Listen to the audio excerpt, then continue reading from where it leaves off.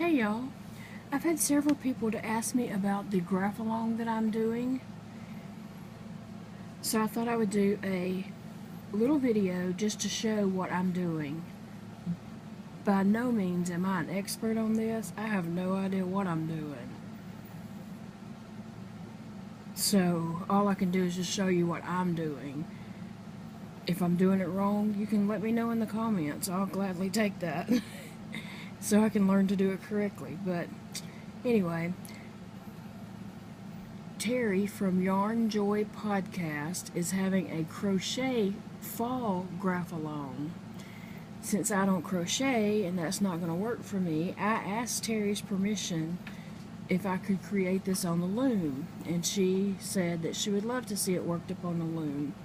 So I got busy with it, and I did finish the first square last night, and this is the way it turned out. So what it is it's a graph, and Terry's graph is smaller than this. Hers goes through 1 through 15 and 1 through 17. I doubled it to make it work better for the loom. So I have 1 through 30 and 1 through 34. So this is all I'm doing. And what I do on mine is I start on my loom.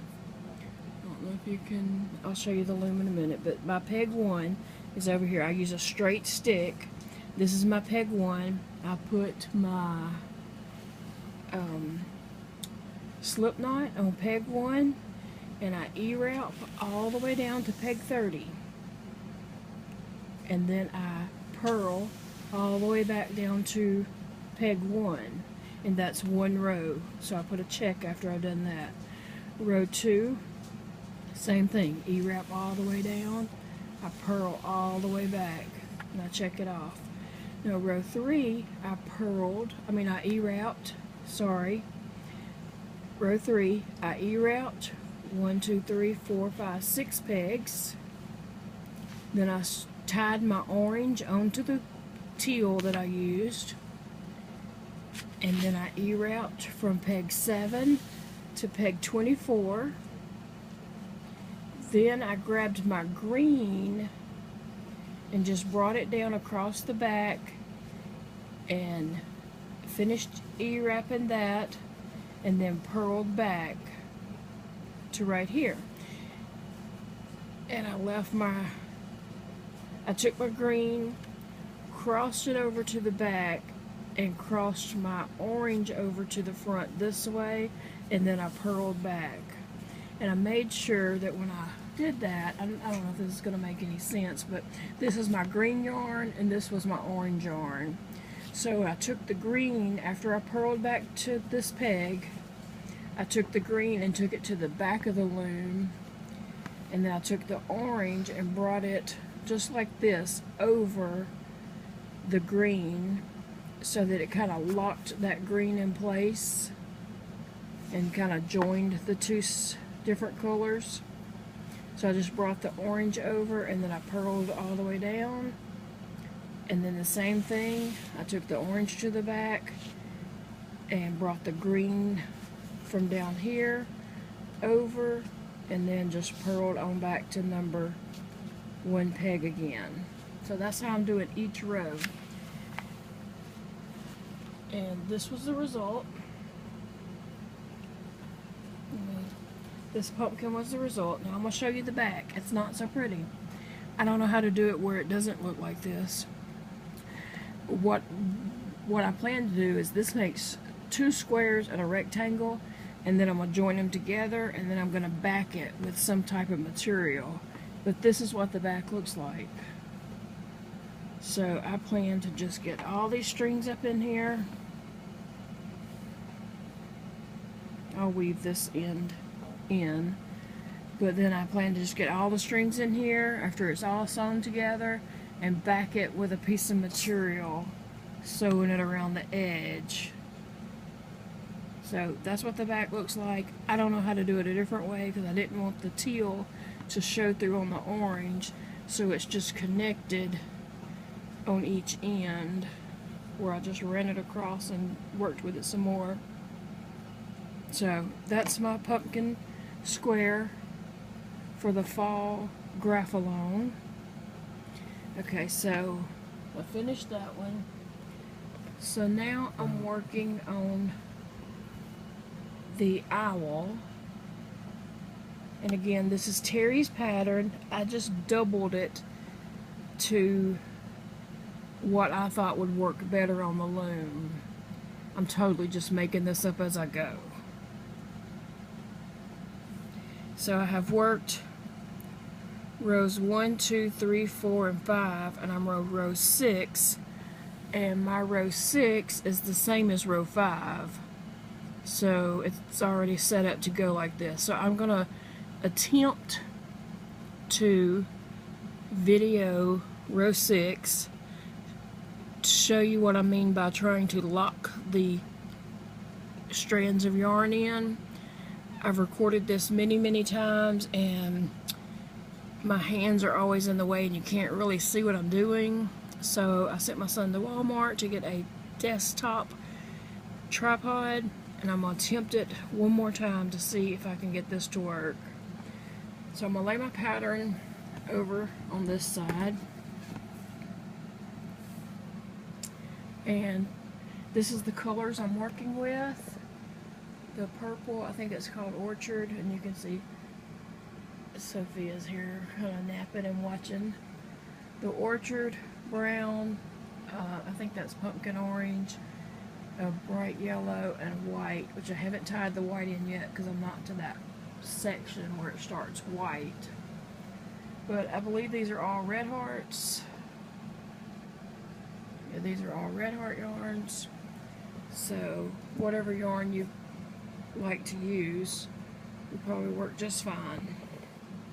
Okay, like I said, I'm going to attempt to do this without my hands in the way.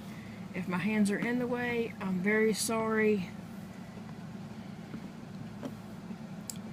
But maybe just talking about it might help you understand what I did. Okay, so my yarns are untangled at the moment, but they're going to get tangled. So I'm going to start with row 6, my purple. I need to do 4 pegs, and I'm just E-wrapping my 4 pegs, and so that this doesn't come undone, you know, like if I let go, that's just going to come undone. So to secure it, I'm going to go ahead and just bring that loop over the top to kind of secure that. You can go ahead and do the others. I'm going to leave my loops on there because I'll forget which way I'm going or something. I don't know. It just makes me feel better to do it right when I fix into purl back. Okay, now I'm at brown, and I need to well, like I said, this row copies this row, so I need to all 6 of these pegs. So I just E-wrap, and you can see it's the purple back here is on top of this, so this is kind of tying that purple in.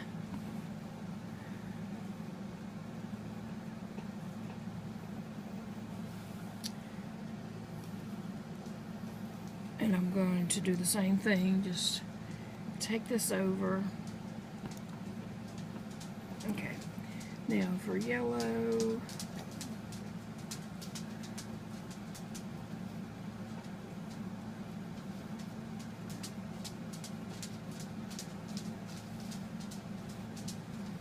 I hope this is all getting on camera. It's extremely hard to, or it's harder than you think to loom knit and film on camera,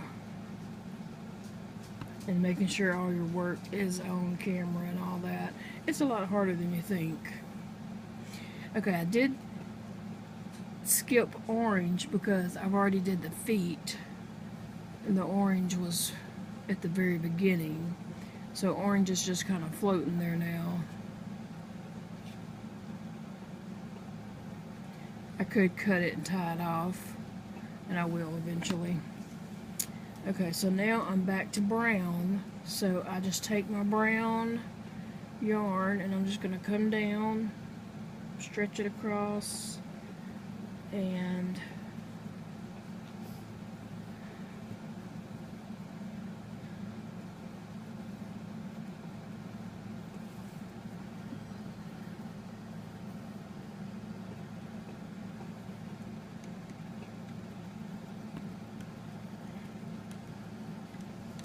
okay, so I got it tied in now, locked in rather. Okay, so my purple,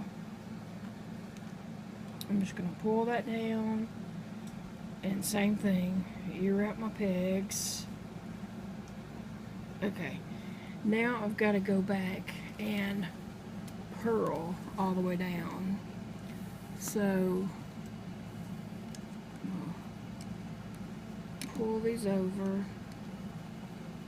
and see, I think it's hard to see because my hands are in the way, so I don't know how to film this any better. I'm trying to make sure that what I'm doing is on the camera.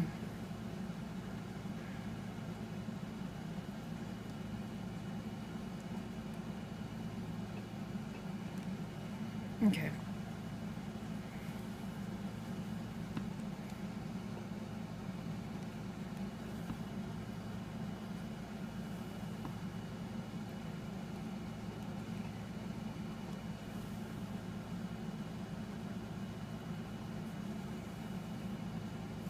So,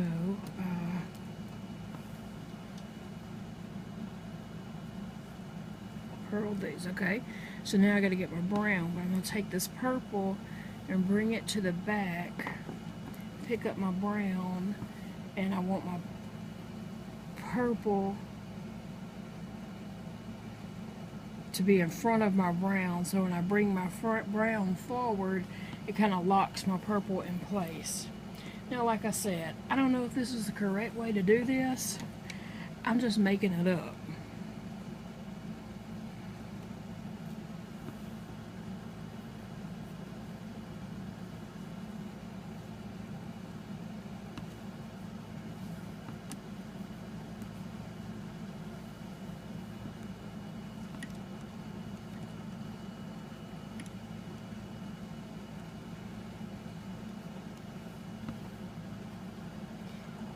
I'm considering gluing these pegs in this strip. I keep this long strip put together like this, and I have it numbered, I think it's 70 pegs on here. I have it numbered through 60 and then 10 more pegs, so it goes up to 70.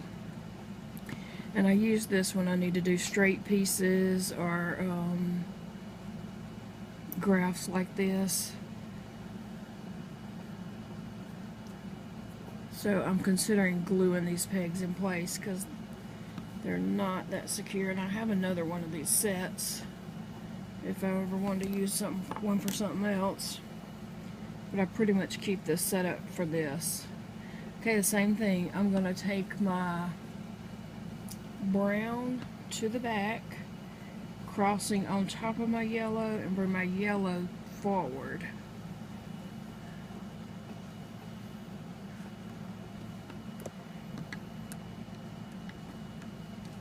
And I'm gonna just take these loops over.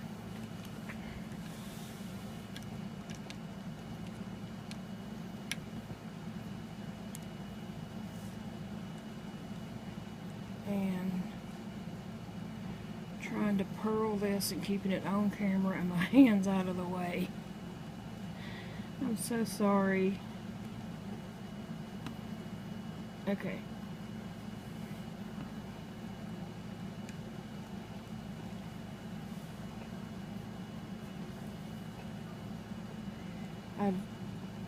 This is still row 6. I don't count it as a full row until I went all the way to peg 30 and then purled back to peg 1. I count that as one row.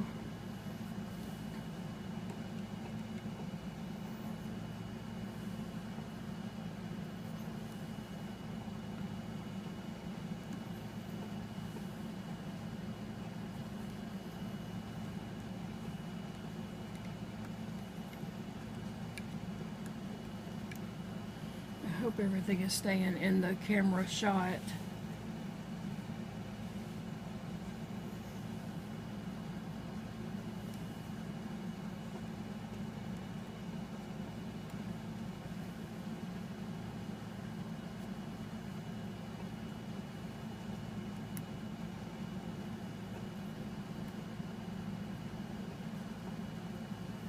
Oops. Oh, I hate it when that happens. Okay, let me put my loop back on the peg.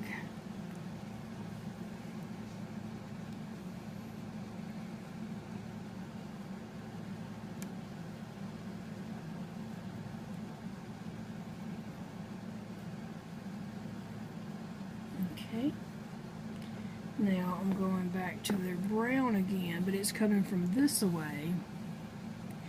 So this side is locked in because I went that direction and was locking them in as I went. So this one, I'm going to just pull this one down, and when I use the yellow again going this way, it'll lock that brown in.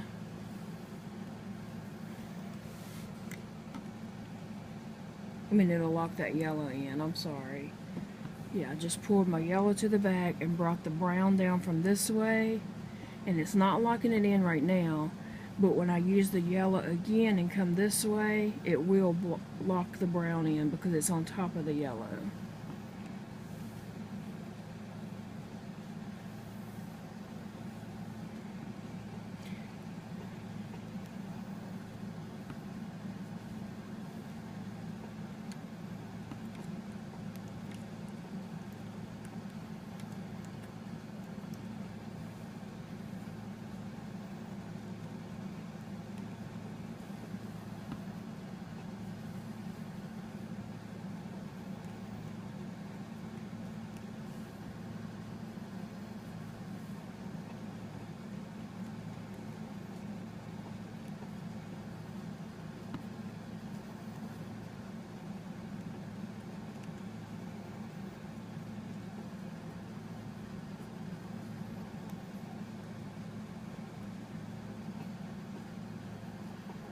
Okay, finished with the brown, so now I need to grab my purple from back here and just bring it, and I'm just bringing it on top of all the other yarns. Put it right here.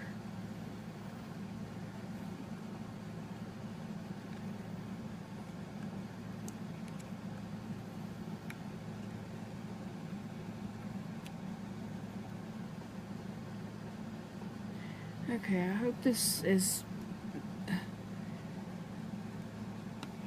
not so hard to understand. I hope it's a little easier to understand now what I am doing. I hope that it's on camera good enough that you can actually see.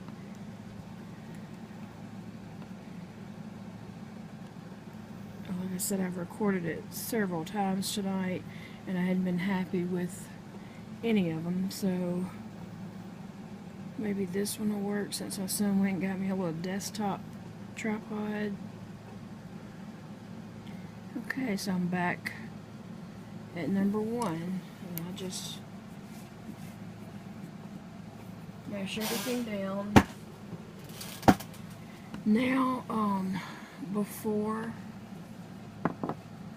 this is all tangled, so before I move to row 7, which actually right now, before I forget, I need to check off row 6. And now I think I'm going to go ahead and try to film row 7, because you have to move squares, and I wanted to show that part. So what I have to do first is untangle my mess, and I untangle after each row because it would just get worse and worse. Okay, that's not too bad. Purple. The orange I'm actually not using at the moment. and then the yellow. Okay. So we'll try this to do one more row with camera. Okay, so row 7, I need to do 2 purple.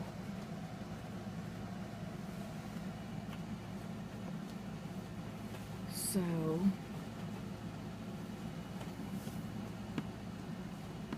okay, and we'll go 1, 2, and that's all the purple that this row calls for. But I need to lock this in so it stays done. Okay, now let me go count my brown starts on peg 3 and ends on peg 12. Okay, so I'm gonna get my brown, and it's here at this peg, but I've got to bring it back to, okay, I'm sorry, my brown is at this peg right here right now, but I need to bring it back, so I'm just gonna come down here, I can't remember how I did that last night. This works. And just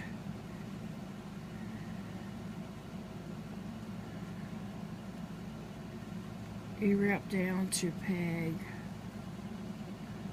I'm not sure if that was on camera. I'm gonna do it again because I was watching what I was doing and looked at the camera and saw that it wasn't on. So my brown is here, but I need to get these two, so I'm going to come down here and start like this, and I'm gonna E-route down to peg 12.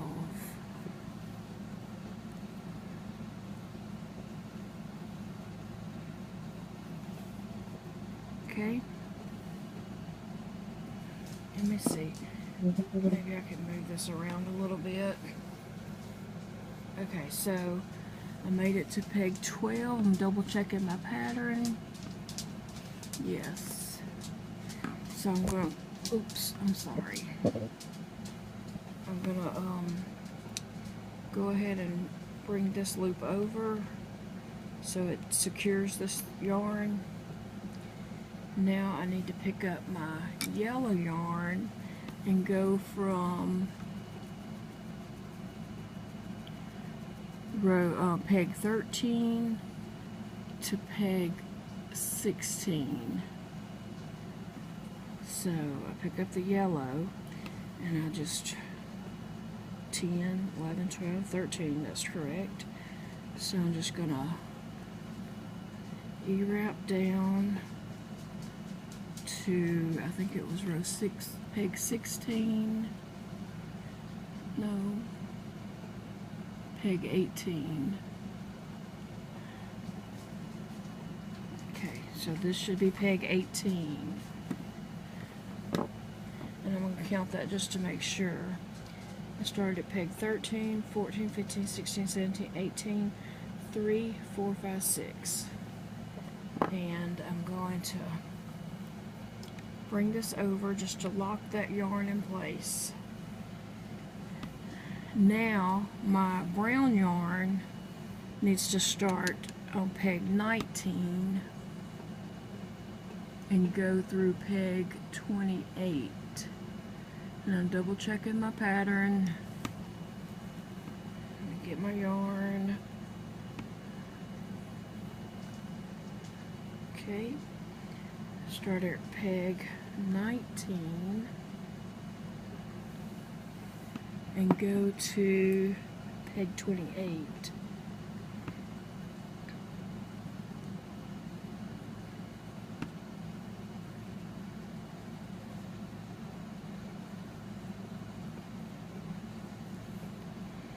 Now I'm just going to double check that. 19, 20, to 1, to 2, to 3, to 4, to 5, to 6, to 7, 28.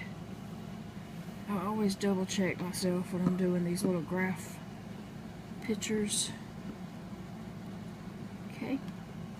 Now I need to bring my purple down and get the last 2 pegs.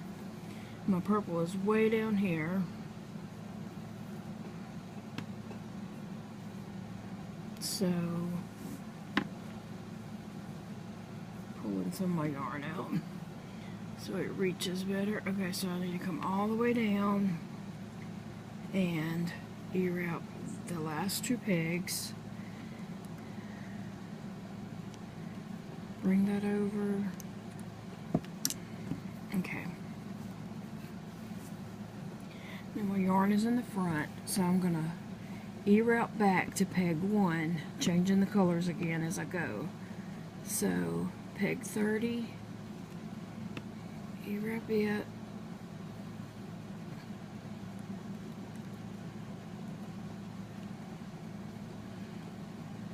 okay, so now I need to change to the brown color.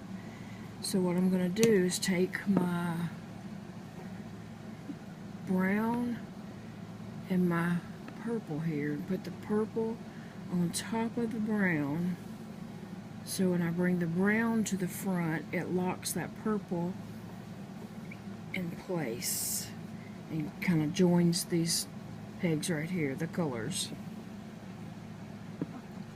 Okay, so now I need to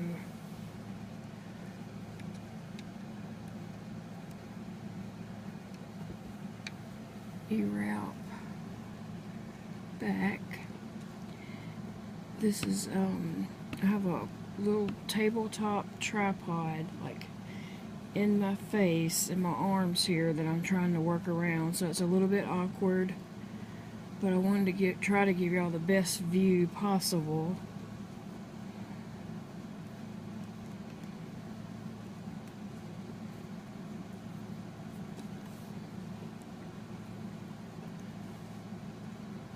And I know it's not really the best, but it's what I can do.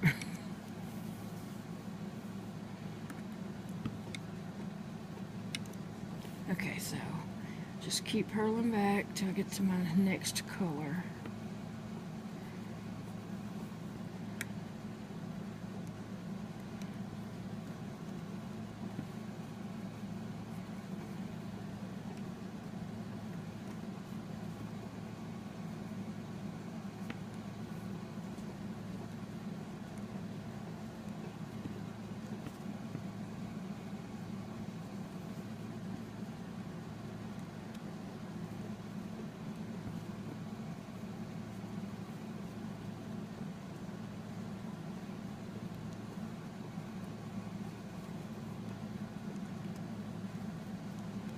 Okay, so now it's time to pick up the yellow. So what I'm going to do is find my yellow here.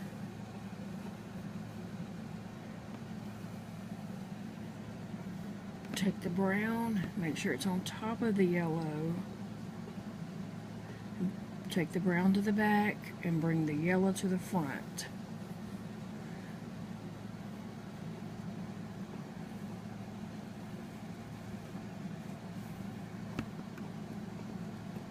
Take these loops over. We're almost back to peg 1. So just keep purling.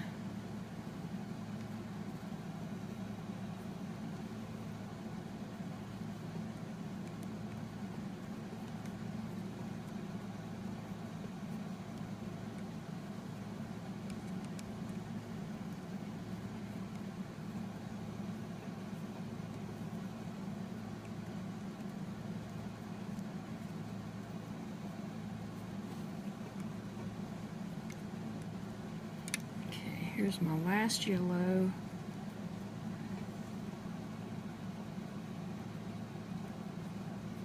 Okay, and it goes back to the brown again. And so this time I'm going this way with the brown. Just bring it here. Well, I'm going to take my yellow back first. And then bring my yellow here. Remember what I said, whenever I use the yellow again and come this way, it'll lock that brown in. So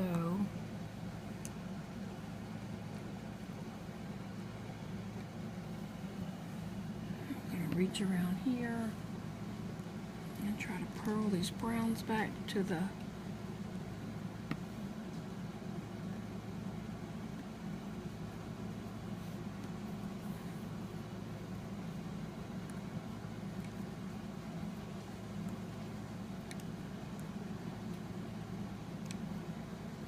that's why I'm thinking of gluing these pegs in to make a straight stick.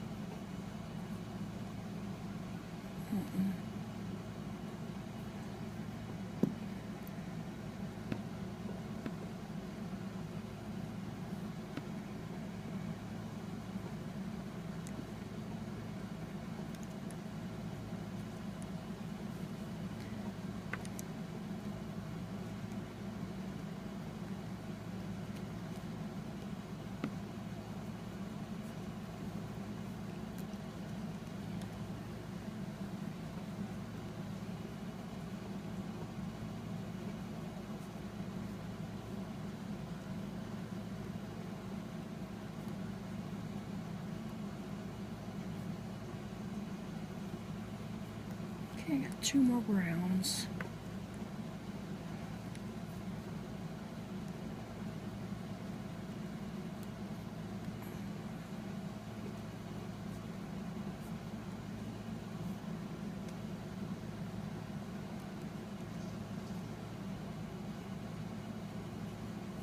Okay, so now I need to go back to the purple. I'm going to take my brown to the back, bring my purple down, get it right in here and bring it to the front. I don't think I threw that one over, so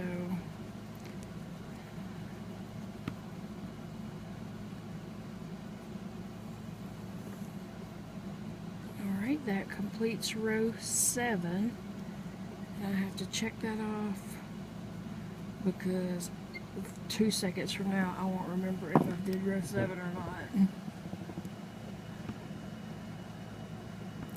So that's what I do. I just keep moving up. Sorry. Okay, so I just keep moving up here. Just repping what pegs it says in purple, or brown, yellow, and eventually I'll get up here and add the white in, and I'll just tie it onto the yellow when I do this one, and then just reroute. Grab up the orange. I'll probably cut the orange and retie it again up here, and then just go back to the yellow, wrap it all the way around, down, and then purl each color all the way back to peg 1. So I hope this explains a little bit about this, and like I said, I am no expert by any means on this. I don't even know if I'm doing it correctly. I'm just saying this is what I'm doing. And I'll just try to show you a little peek of the other side. It's barely coming down, but you can see the little bit that I've done.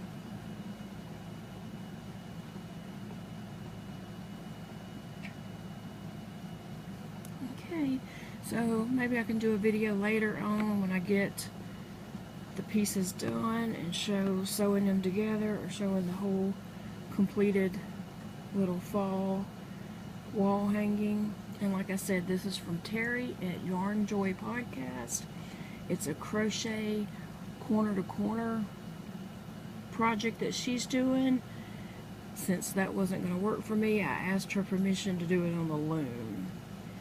And so this is her pattern. I'm just changed it up, the size of it up a little bit to work on the loom. She had hers for crochet purposes 15, so it would only have been that big. So I doubled what she had, 1 through 15. I doubled it to be 30. And like I said, this is just a straight stick that I keep doing all the time. I keep it like this, and anytime I start to work on a project that's going to be a flat panel like this, I just grab this stick. And again, you can see what it looks like on the back. And you can see where the yarn has tied in at different places, where it ties it in to connect it there. So if I'm doing this completely wrong and you're laughing at me, that's fine. Just leave me a comment and tell me the correct way to do it, or where to go find a video of the correct way. But thanks for joining me today. I'd love your feedback on this, and if anybody wants to try doing this, or Terry's pattern, or any other, I'd love to see your work. I'll see you whenever my project is done. Thank you.